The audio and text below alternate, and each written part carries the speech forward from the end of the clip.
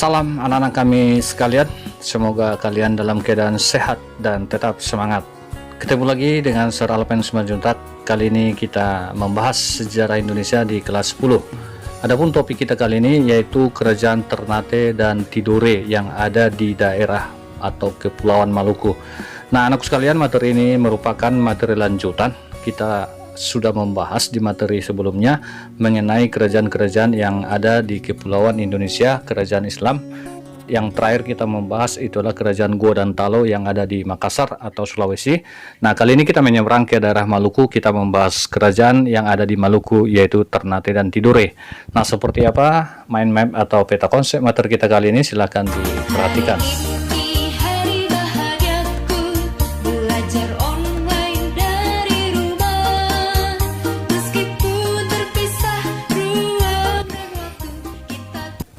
Baik, langsung saja kita masuk. Yang pertama kita bahas dulu yang mengenai letak geografis. Di mana letak kerajaan Tidore dan Ternate?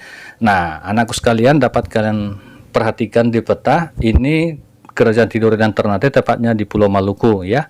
Nah, ini dia di Halmahera bagian utaranya ya, nak ya. Nah, itu letaknya. Bahwa nanti kerajaan Tidore dan Ternate ini memiliki wilayah kekuasaan yang cukup luas ya. Nah, sebenarnya pada awalnya nanti kerajaan ini terdiri dari dua kerajaan ya, yaitu kerajaan Tidore dan kerajaan Ternate. Nah, tanah Maluku ini itu sangat kaya dengan rempah-rempah ya, menjadikan nanti dunia mengenal atau memberikan istilah terhadap Maluku the Spice Island ya. Nah, jadi ini ibarat mutiara buat mereka begitu ya, karena yang mereka cari itu ada di sini, di pulau ini. Dari wilayah kerajaan ini nanti banyak dihasilkan rempah-rempah, itu paling utamanya adalah cengkeh, pala ya. Itu yang paling banyak dicari para pedagang internasional pada saat itu. Sehingga Maluku ini menjadi ladang emas yang tidak ternilai harganya bagi mereka ya. Jadi selalu rebutan. Anakku sekalian, kita masuk bagaimana sih kehidupan politik kerajaan Ternate dan Tidore. Nah, coba diperhatikan ini ya. Jadi sejarah awalnya begini. Di Kepulauan Maluku itu banyak sebenarnya terdapat kerajaan kecil. Nah, diantaranya yang sering kita dengarkan ya, ada kerajaan Ternate ini sebagai pemimpin Uli Lima lah ini ya. Nah, yaitu 5 bersaudara yang wilayahnya itu mencakup Pulau Ternate, Obi, Bacan, dan Ambon.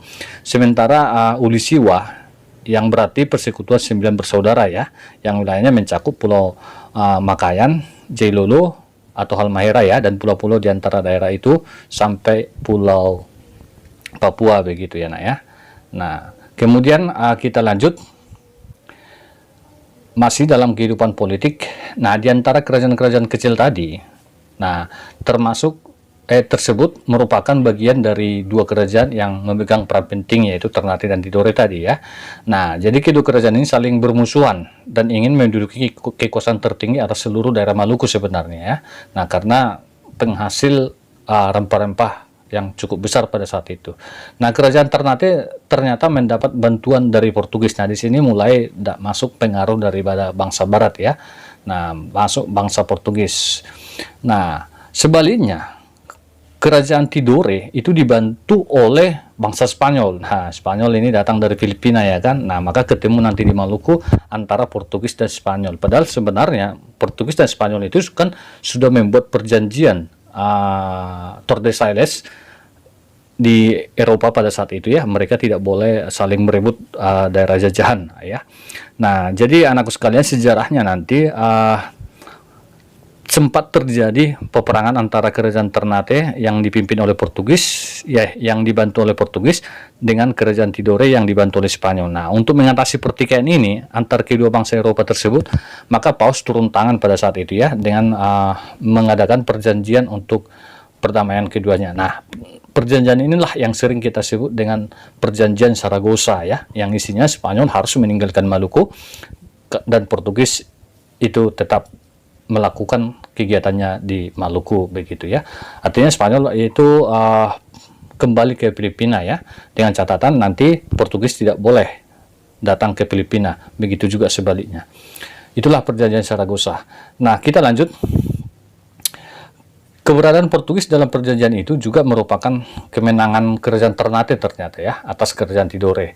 Nah, kemudian Ternate itu berkembang pesat di bawah kekuasaan raja-raja. Contohnya ada Raja Zainal Abidin, Tabariji, ada Sultan Hairun, walaupun nanti Sultan Hairun ini ya dibunuh oleh oleh bangsa Barat, kemudian dilanjutkan oleh Sultan Wahbullah ya, anak-anaknya daripada Sultan Hairun. Kita lanjut. Bagaimana kehidupan ekonomi kerajaan Ternate dan Tidore? Nah, jelas tadi adalah bergerak di bidang perdagangan, yang mana Maluku ini banyak disinggahi oleh pedagang-pedagang dari Jawa, Malaka, Cina, Arab, Persia, dan juga Turki. Nah, sehingga pada abad ke-16 Masehi, permintaan rempah-rempah itu meningkat, sehingga cengkeh itu merupakan komoditi yang sangat penting ya.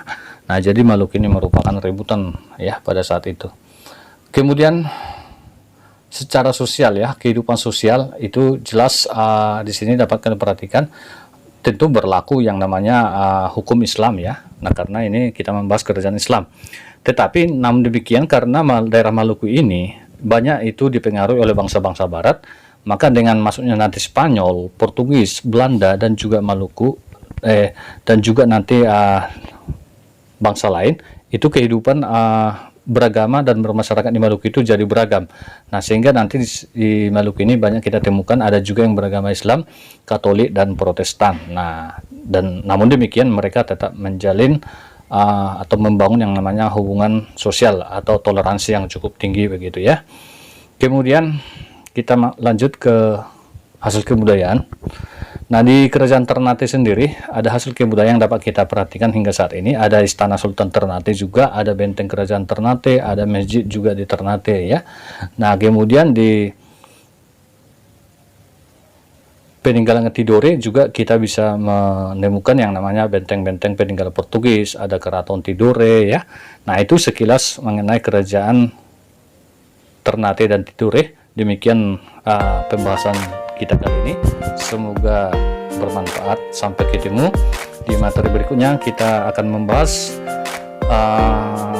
materi terakhir ya di kelas 10, yaitu bentuk akulturasi kebudayaan Islam. Nah, sampai ketemu di materi ini nantinya. Salam dari Seralpen.